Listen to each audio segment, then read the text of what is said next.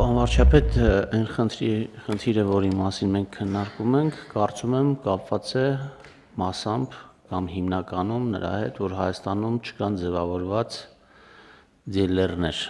որոնք նաև գործունեություն կիրականացնեն երկրորդային շուկայի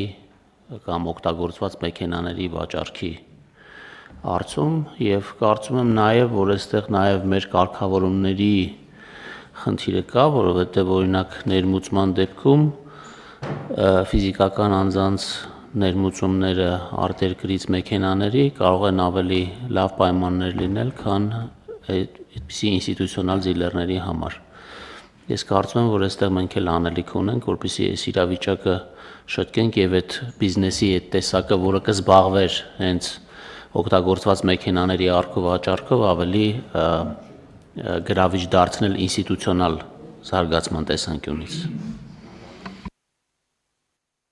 Պարոն Հովհաննիսյան, իրական քանի որ դուք այդքան տենց տարակ թեման կիսատ չթողնելու համար իրականում դիլերներ կան, հենց այդ իմ ասած տեղում դիլերներ կան, ովքեր կոչվում են հազար ներողություն, ես չգիտեմ այդ բառը ոնց անցում, լավ է հնչում, թե վատ է հնչում, բայց դա դարերից ի վեր եկող ձևակ այնտեղ կան դալալներ։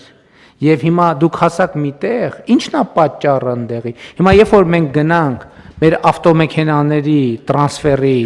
ուսումնասիրությունը անենք, կարող է պարզվի, որ նրան մի հսկայական տոկոս ունենք ավտոմեքենաների նվիրատվությունների եւ այլնի։ Ինչու՞, որովհետեւ ձեր ասած դիլերը ինքը պետքա աշխատի հարկային դաշտում կամ շրջանառության հարկ, չնայած դժվար է պատկերացնել ավտոմեքենայի վաճառքը շրջանառության հարկի դաշտում, որովհետև ոնց էլ անենք 112 միլիոն դրամը գերազանցելու։ Դա նշանակում է պետք է վճարի ավելացված արժեքի հարկ եւ այլն։ Հիմա այդ տեղը եկան բուն պետական թեմային հասանք։ Այդ տեղը ինչի է այդքան գրավիչ,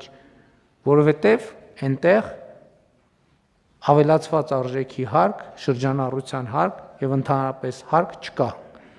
կամ հիմնականում չկա, կամ դե հիմի այստեղ արդեն եկանք հասանք, իսկ ուր է նայում պետական եկամուտների կոմիտեն, իսկ ուր է նայում ոստիկանությունը,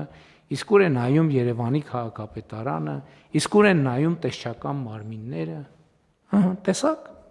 տեսակ ուր հասանք։ Ես այդ մտադրությունը բացարձակապես չունեի, բայց խնդրեմը այդտեղ է։ Իսկ ուր է նայում սննդի անվտանգության տեսչական մարմինը, որտեղ այդ պայմաններում չի կարելի սնունդ վաճառել։ Եվ մենք բոլորս ուր ենք նայում։ Դե ասում ենք լավ էլի բան, ոնց է լինի մի 1000 ավտո տեղ կանգնած, ամենք էլ 1000 հոգի, հիմա խցանում է Էրեբունի փողոցում։ Գործողություն անենք, փակվելու է Էրեբունի փողոցը, պետք է գնանք էլի սա բանն է, մեր եւ մենք այս սենց են հեղափոխականից դառնում կոնֆորմիստ, Եկեք արձանագրենք, որ հեղափոխությունից 7 տարի անց մենք դարձել ենք կոնֆորմիստ։ Եվ ես սրա հետ խնդրեմ ունեմ։ Եվ հույս ունեմ բոլորդ է խնդրեմ ունենք։ Այստեղ է մեր կոնֆորմիզմը։ Եվ ընդհակառակը ես այս առումով ես շատ գոհ եմ վերջին ամիսների եւ այսինքն չնայած զուգահեռ անարդարել չլինեմ մեր նկատմամբ, մենք որոշումներ ենք կայացրել, այն չի որ հիմա մի դեպքի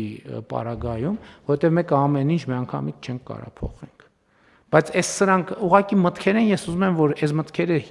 հնչեն,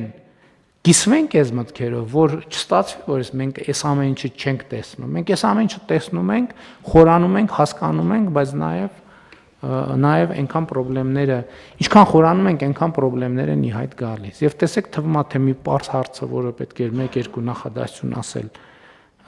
եւ փակվի, տեսեք ինչքան շերտեր բացահայտվեց։ Չասեցի, բա օրա նայում ՊՎՑ-ն։ Շատ լավ, հարցը դնում եմ քվեարկության, ովքեր են դեմ որոշման ընդունմանը, դեմ չկա, որոշումն ընդունված է։ Ընդ որում ես այդ բանին էլ կողմ չեմ, որ վարչապետը մի հայտարարություն է անում, մեկ էլ 2 ժամից կամ հաջորդ առավոտը բոլորը տեսչականները, ոստիկանությունները, ՊԿ բանը գնում են, Այնտեղ 2 օր սպասում են, հա,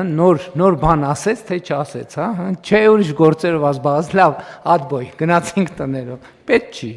տենց բան անել ժողովուրդ ջան, պետք չի։ Եկեք ավելի բան մտածենք, ինստիտուցիոնալ եւ երկարաժամկետ մտածենք։ Չմոռանաք հավանել տեսանյութը եւ բաժանորդագրվել Civic AM-ի YouTube-յան էջին։